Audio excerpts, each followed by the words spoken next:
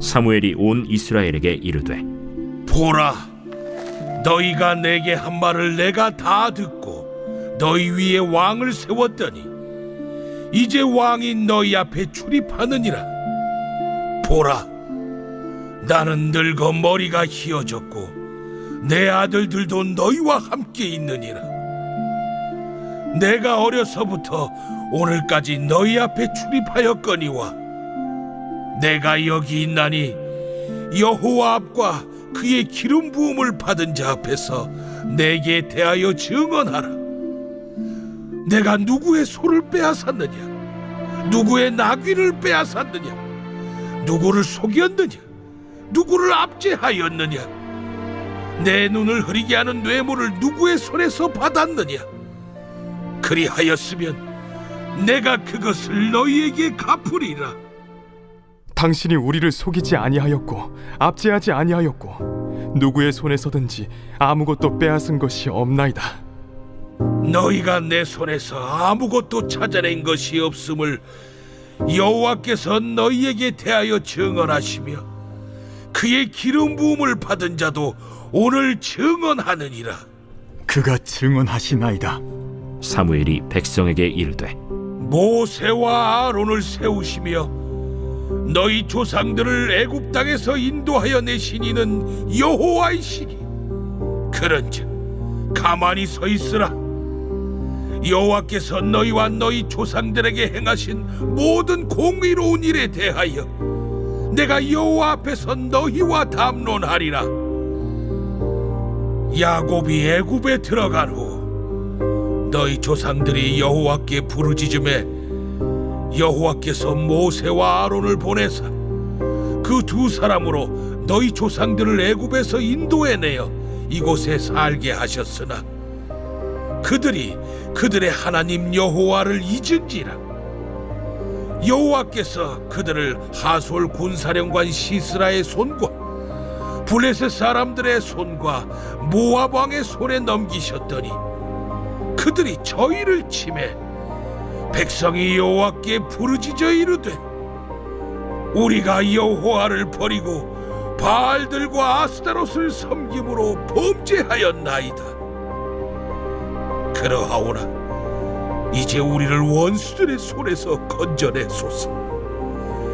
그리하시면 우리가 주를 섬기겠나이다 하매 여호와께서 여룻바알과 베단과 입다와 나 사무엘을 보내사 너희를 너희 사방 원수의 손에서 건져내사 너희에게 안전하게 살게 하셨거늘 너희가 암몬 자손의 왕 나하스가 너희를 치러 옴을 보고 너희의 하나님 여호와께서는 너희의 왕이 되심에도 불구하고 너희가 내게 이르기를 아니라 우리를 다스릴 왕이 있어야 하겠다 하였도다.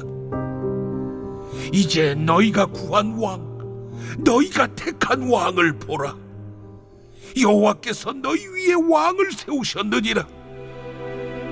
너희가 만일 여호와를 경외하여 그를 섬기며 그의 목소리를 듣고 여호와의 명령을 거역하지 아니하며 또 너희와 너희를 다스리는 왕이 너희의 하나님 여호와를 따르면 좋겠지만 너희가 만일 여호와의 목소리를 듣지 아니하고 여호와의 명령을 거역하면 여호와의 손이 너희의 조상들을 치신 것 같이 너희를 치실 것이라.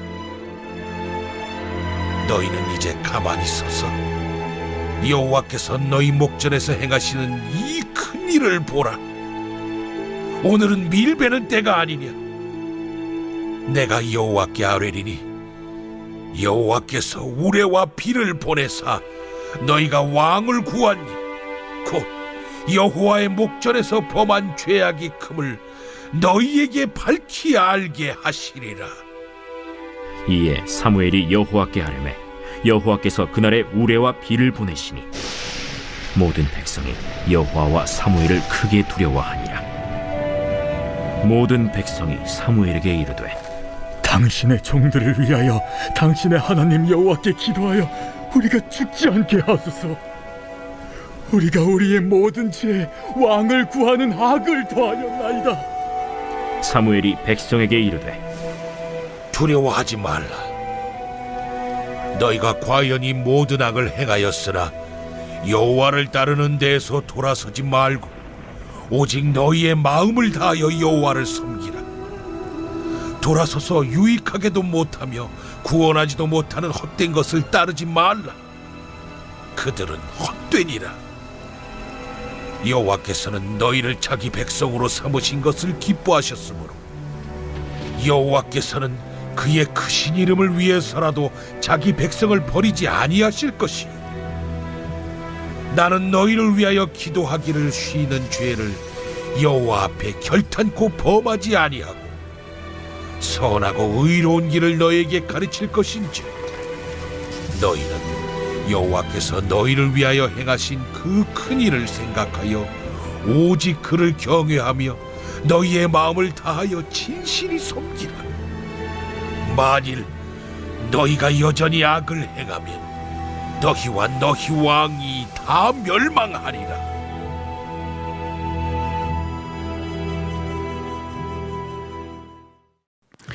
오늘 새벽에도 주님의 보좌 앞으로 나오신 성도님들에게 하나님의 은혜와 평강이 함께 하시기를 축원드립니다. 교육자들 MT 잘 다녀왔고요. 지난 이틀 동안 또 말씀으로 섬겨주신 우리 장로님들 감사합니다. 오늘 사무엘상 12장 말씀 함께 살펴보겠습니다. 사무엘서는 다윗에 대한 이야기를 담고 있습니다. 어둠 속에 있었던 이스라엘 백성들 가운데 한 줄기 빛으로 찾아온 것이 다윗이었는데요. 이스라엘의 어둠을 사무엘서 상반부에서 언급을 해주고 있죠. 엘리 가문의 몰락을 보여줍니다. 이것은 성막의 몰락이었고 예배의 몰락이었죠. 두 번째는 이 법궤를 블레셋과의 전쟁에 가지고 나갔다가 빼앗긴 일인데요. 하나님을 우상처럼 섬기는 그들의 모습을 보여줍니다. 세 번째는 이 법궤를 베세메스에 가지고 왔다가 그 법궤를 열다 70명이 죽게 되죠. 그래서 기란 여이름에 숨기는 일이 발생합니다. 이것은 하나님께서 이스라엘 가운데 숨어버리심을 보여주고 있습니다. 이렇게 대제사장이었던 엘리가 죽게 되자 그 뒤를 이어 사무엘이 대제사장으로 그리고 사사로 또한 선지자로 이스라엘 가운데 서서 그들을 다스리게 됩니다. 사무엘은 먼저 미스바 대성회를 통해 영적 회복의 운동을 시작하였고요. 사무엘 선지자가 통치하는 기간 동안 이스라엘은 평안하게 되었습니다. 사무엘이 죽을 즈음 되어 나이 늙어 그 이후를 대비해야 했겠죠. 그래서 백성들은 왕을 달라고 요구합니다. 사무엘은 기뻐하지 아니하였지만 하나님께서는 왕을 허락해 주십니다. 이스라엘 가운데 왕을 허락하신 이유는 하나님과 백성 사이에서 신앙적 모범을 보이게 하기 위함이었습니다. 하나님은 사울을 지목하셨고 이 사울이 사무엘을 통해서 기름 부음을 받은 이후 제비뽑기를 통해 이스라엘의 왕으로 등극하게 됩니다. 이 즈음에 암몬과의 전쟁이 있었는데요. 사울이 이스라엘 백성들 가운데 전령을 보내어 군사를 모집하자 30만 명이 모이게 되었고 그들과 함께 암몬과의 전쟁에서 대단한 공적을 세우며 승리하게 됩니다. 그러자 백성들은 사울이 진정 우리의 왕이다 이야기하며 환호성을 지르죠. 그래서 사무엘은 백성들에게 요단강을 건너오는 백성들을 맞이하며 우리가 길갈로 가자. 그래서 길갈에서 사울을 이제 왕위에 즉위시키는 왕의 즉위식을 거행하게 되었습니다. 백성들은 모두 다 함성을 지르며 기뻐하고 있었습니다. 이제 바로 뒤를 이어서 사무엘이 그 모인 백성들에게 한 마지막 당부의 말이 기록되어 있습니다. 머리에 이미지를 한번 그려보시기 바랍니다. 단상 위에 사울이 서 있고 그 옆에 사무엘이 있습니다. 그리고 30만 명의 이스라엘 군대가 앞에 도열하고 있는 것이죠. 아마 주변에 있었던 사람들 또 각 지방에 있었던 지도자들도 한 자리에 다 모이지 않았을까 싶습니다. 적어도 한 100만 명쯤 모였을까 한번 상상도 해봅니다. 이들 앞에 이제 사무엘이 마지막 말입니다. 이제 사사시대가 오늘 이 12장 사무엘의 설교로 사사 시대는 마무리되고 이제 13장부터는 왕정 시대로 넘어가는 그 마지막 당부의 말입니다. 사무엘이 모여있는 백성들에게 제일 먼저 한 이야기는 무엇이냐? 자신의 죄를 찾아보라는 이야기를 하게 됩니다.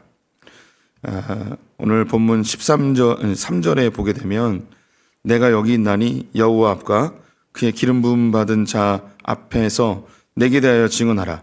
내가 누구의 소를 빼앗았느냐, 누구의 나귀를 빼앗았느냐, 누구를 속였느냐, 누구를 압제하였느냐, 내 눈을 흐리게 하는 뇌물을 내가 받았느냐 라는 이야기로 나에게서 허물, 죄를 찾아보라 라고 이야기하고 있습니다.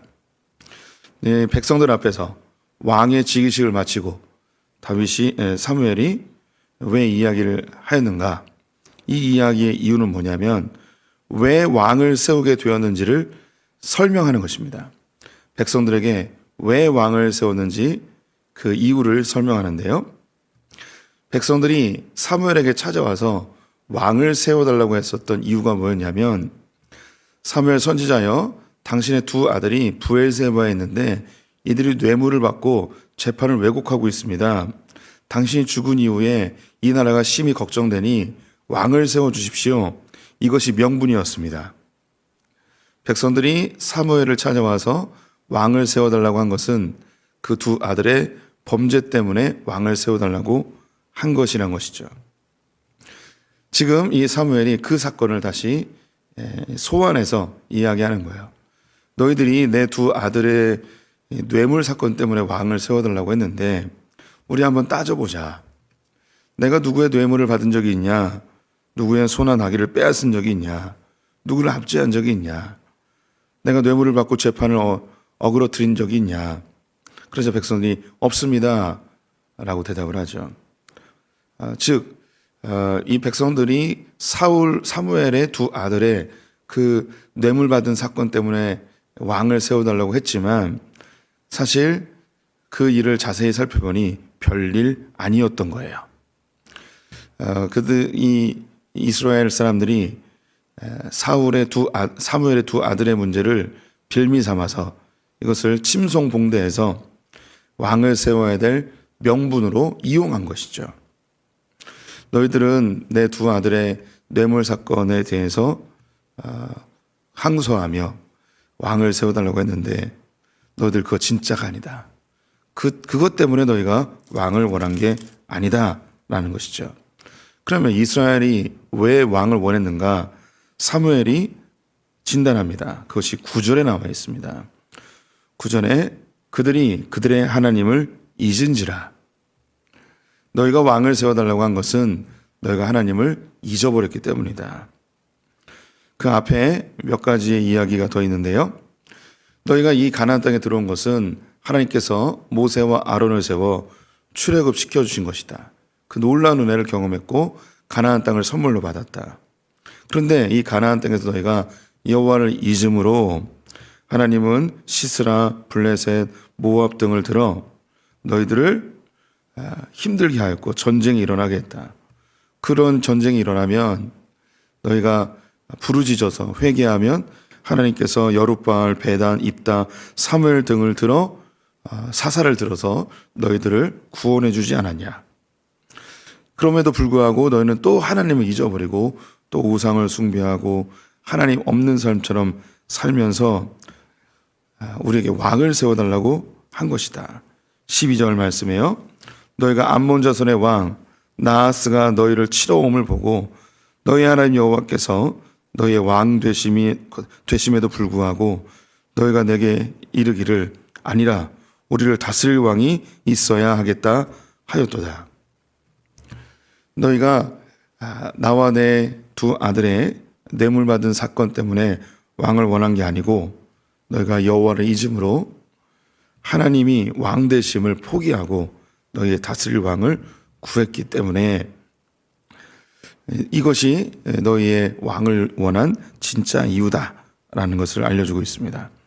그런데 하나님께서 너희의 목소리를 들으시고 여기에 바로 이 옆에 왕을 세워주셨다. 근데 내가 너희들에게 한 가지 마지막으로 왕정 시대가 시작되는데 한 가지 당부의 말을 하고 싶다. 그 당부의 말이 무엇인가? 14절 말씀입니다. 너희가 만일 여호와를 경외하여 그를 섬기며 그의 목소리를 듣고 여호와의 명령을 거역하지 아니하면 또 너희와 너희를 다스릴 왕이 너희의 하나님 여호와를 따르면 좋겠지만은, 당부의 말이 뭐냐면 너희는 여호와를 경외하는 것처럼 이 왕을 잘 섬기고 그의 목소리를 잘 들어라. 즉 왕에게 순종해라 라고 이야기를 하고 있습니다. 그런데 그 뒤에 그러면 좋겠지만은, 너희가 여호와를 섬기듯이 이 왕을 잘 섬겨야 되겠지만 하지만 그것이 참 쉽지 않을 것이다 라고 이야기합니다. 이 백성들은 하나님을 거역하듯 왕을 거역하기도 할 것이고, 왕이 하나님께 순종해야 되는데 하나님께 순종하지 않을 수도 있다는 것이죠. 본문 19절 말씀 보겠습니다. 모든 백성이 사무엘에게 이르되 당신의 종을 위하여 당신의 하나님 여호와께 기도하여 우리가 죽지 않게 하소서. 우리가 우리의 모든 죄에 왕을 구하는 악을 더하였나이다. 이렇게 너희들이 왕을 원하는 것은 하나님을 버린 거다. 하나님 왕 되심을 버린 거다.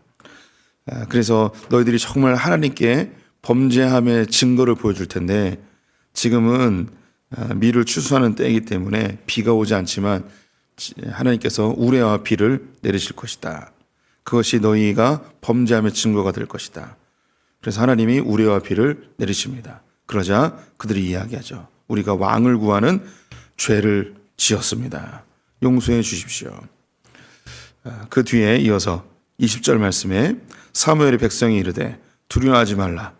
너희가 과연 이 모든 악을 행하였으나 여호와를 따르는 데서 돌아서지 말고 오직 너희의 마음을 다하여 여호와를 섬기라. 너희들이 이 왕을 세웠지만 하나님이 왕이심을 포기하고 눈에 보이는 왕을 원했지만 하나님 너희들을 버리지 않으셨다.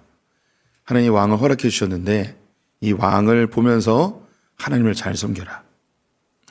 이 말은 동시에 이 사울 왕에게도 하나님을 잘 섬기라는 명령이 되는 것이죠. 22절, 23절 제가 읽겠습니다. 여호와께서 너희를 자기 백성으로 삼으신 것을 기뻐하셨으므로 여호와께서도 그의 크신 이름을 위해서라도 자기 백성을 버리지 아니하실 것이요. 나는 너희를 위하여 기도하기를 쉬는 죄를 여호와 앞에 결탄코 범하지 아니하고 선하고 의로운 길을 너희에게 가르칠 것인즉. 이제 사무엘은 현역에서 은퇴를 하지만 왕과 백성들을 위한 기도를 지속하겠다고 합니다. 또 선지자로서 백성들에게 하나님의 길을 계속해서 알려주겠다고 이야기하는 것이죠. 이제 왕정 시대가 시작됩니다. 하나님께서 왕을 허락하신 이유, 그리고 백성들이 왜 왕을 원했는지 그 이유를 온 백성들이 있는 곳에서 선포하죠. 너희들은 눈에 보이지 않는 하나님을, 그 왕을 포기했다, 버렸다. 너희들은 그 마음속에 하나님을 온전히 섬기고자 하는 마음을 포기한 것이다. 왕을 구한 것 이 자체가 너희에겐 큰 죄다 이야기하는 거죠. 그런데 왕을 세우신 하나님 앞에서 왕을 하나님 섬기듯 잘 섬겨라. 그리고 왕은 하나님을 잘 섬김으로 신앙적 모범을 보여라 라고 당부하고 있습니다. 이 이후로 사무엘이 우려했던 일들은 실제로 벌어집니다. 백성들은 왕을 제대로 섬기지 아니하였고요. 또 왕은 하나님을 잘 섬기지 못했습니다. 왕은 뇌물을 받기도 하고 백성들을 이용하여서 자기의 부를 챙기기도 하고 압제하기도 하고 하나님을 섬기는 것을 포기하고 우상을 섬기는 일도 계속 반복되어지죠. 결국 이스라엘은 멸망하게 됩니다. 이 본문은 우리에게 주는 메시지가 매우 강력합니다. 우리가 신앙생활을 하면서 이 영적 지도자, 우리에게 이제 담임 목사죠. 담임 목사의 관계가 오늘 본문에 그대로 적용이 되어집니다. 담임 목사는 우리 성도님들 앞에서 신앙의 모범을 보이는 자입니다. 눈에 보이지 않는 하나님을 대신해서 신앙의 모범을 보여야 되죠. 제가 이제 그 목사로서 이런 이야기하는 게 사실 참 이제 뭐 나쁘끄러운 이야기이긴 한데, 눈에 보이지 않는 하나님을 순종하는 것이 쉽지가 않기 때문에 오늘 본문에 왕을 세워 왕을 섬기고 그에게 순종할 것을 사무엘이 이야기하고 있죠. 이것은 영적인 질서입니다. 그래서 제가 우리 성도님들을 뭐 이용하거나 조종하려고 하는 게 아니고, 우리 어쨌든 성도들은 담임 목사를 순종하고 따라야 됩니다. 이것이 하나님 안에서의 질서입니다. 그리고 담임 목사는 하나님께 온전히 집중해서 하나님의 말씀에 순종하고 그분만 섬기는 삶을 모범으로 보여야 되는 거죠. 이것이 신앙적 모델입니다. 그래서 담임 목사는 하나님을 섬기고 성도들은 담임 목사를 보면서 하나님을 섬기는 거죠. 그래서 성경에 나오는 리더십은 목자의 리더십입니다. 우리가 성화 중에 예수님이 그 양떼들을 이끌고 앞으로 행진하는 모습을 본 분들도 계실 겁니다. 이스라엘이 양을 치는 모습과 다른 나라들이 양을 치는 모습이 정반대예요. 다른 나라들은 양을 뒤에서 칩니다. 몰고 가는 거죠. 그런데 이스라엘의 목자들은 앞서 나갑니다. 그래서 양떼들을 이끌고 가는 목자의 모습이에요. 그 이유는 이스라엘은 이제 광야지대여서요. 어디에 풀이 있는지 양들은 모릅니다. 근데 다른 나라들은 이제 목초지에 양을 풀어놓고 몰아가는 거죠. 근데 이스라엘은 그 광야지대에 풀이 있는 곳이 듬성듬성 있어요. 이슬이 내리고 햇빛이 지지 않아서 그 이슬이 마르지 않는 곳에 이렇게 듬성듬성 이 풀들이 자랍니다. 양들은 그걸 못 보니까 목자가 앞서 나가면서 그 목초지를 듬성듬성 있는 데를 가는 거예요. 그러면 양들이 뒤따라오게 되는 거죠. 그래서 예수님이 목자다라고 이야기하고 그분이 인도하심의 이미지를 우리가 보여주고 있습니다. 그런데 이제 우리가 신앙생활을 하다 보면 이 담임 목사가 마음에 안 들 때가 있어요. 그리고 담임 목사가 올바르게 행동하지 않을 때가 있죠. 그러면 성도들이 보일 수 있는 이 태도가 오늘 본문에 똑같이 나옵니다. 이 목사가 이러이러한 죄가 있고 이러한 허물이 있습니다. 하나님, 이 목사를 없애버리시고 더 좋은 목사를 보내주십시오.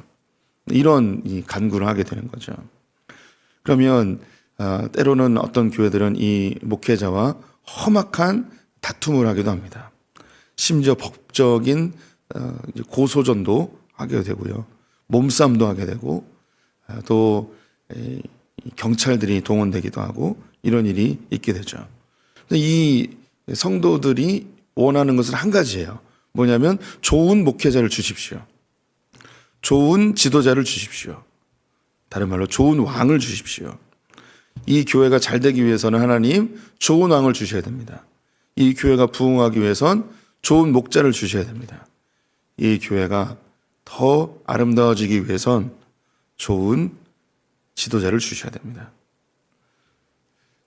이 관계 속에서 진짜 하나님이 원하시는 건 이 담임 목사가 무엇인가 잘못하고 그릇되게 했을 때에 그 너머에는 하나님을 집중하고 하나님을 바라봐야 되는데 사람들은 어떤 특정한 목회자나 특정한 지도자가 나타나면 더 잘 될 것이라는 그런 환상을 가지고 있습니다.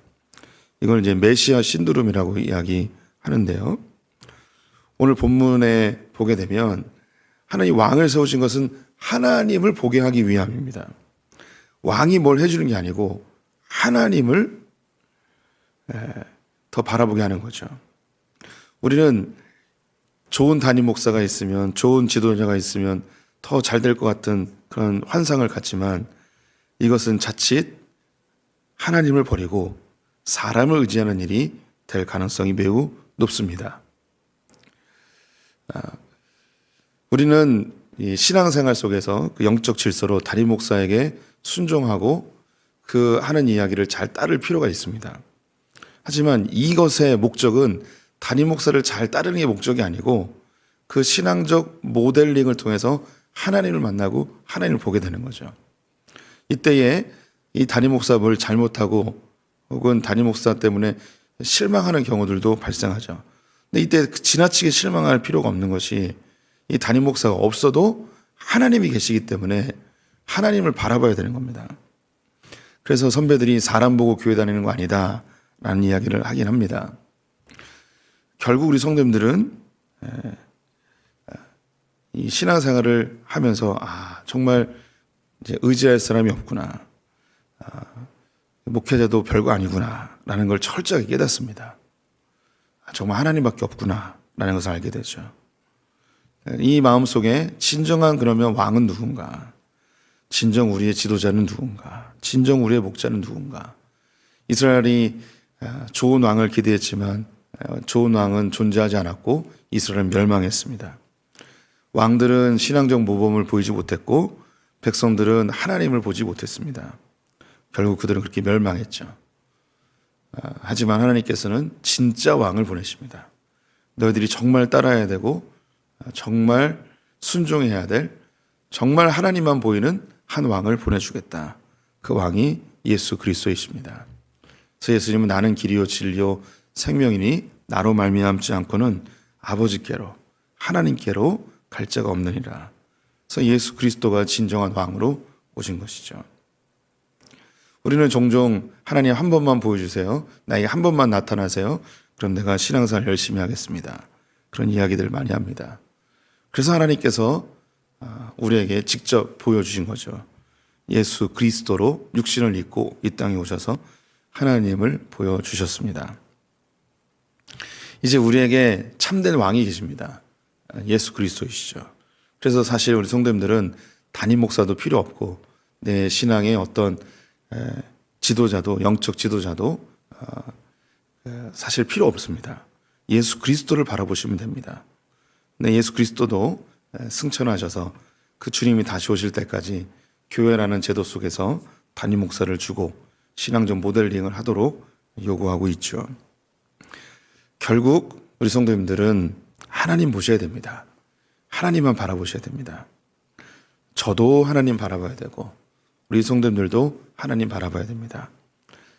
저는 성도님들 앞에서 하나님만 볼 수 있도록 더 신실하게 주님을 따르는 목자가 되어야겠죠. 우리 성도님들도 또 누군가에게는 목자이십니다. 가정에서, 또 성도들 안에서, 또 우리 세상 사람들에게 하나님을 보이시는 창문과 같은 존재들이죠. 모든 열방들이 하나님만 볼 수 있고 또 우리 성도들이 하나님만 갈망하시기를 주님의 이름으로 축원드립니다. 기도하겠습니다.